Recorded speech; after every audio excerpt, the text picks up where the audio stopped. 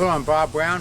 I'd like to introduce you to my younger brother, Ralph. He's the out-of-the-box type thinker, and without him, I wouldn't have two of the most awesome adventures of my life. The first was a small boat ride some 675 miles out to sea from North Carolina to a tiny cluster of islands called Bermuda, and then 774 miles back to New York, all in a 21-foot flats boat that Ralph designed and built. Heck, I'd never even seen the boat prior to the trip. And the first time I saw it, I kind of laughed and said, we'd be lucky to make it across the Gulf Stream. Ralph assured me that it was safe, and so we went. We earned 2 world records, and I became the author of Bermuda Suicide Challenge, my first book. The second adventure.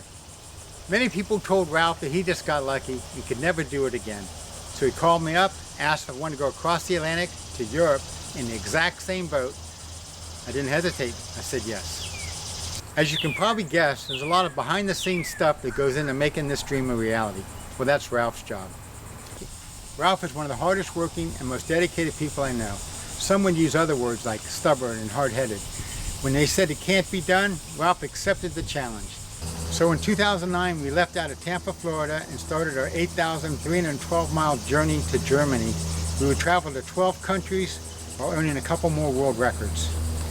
We traveled the Arctic route, which included about 20 ocean voyages, and I would get the cover pictures for my next 2 books, Wounded Hero Voyage 1 and 2, from some of the over 3,000 icebergs we passed.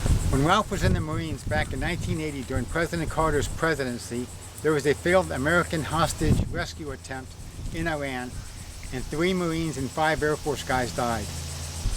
Ralph had been put on red alert to possibly go, but didn't.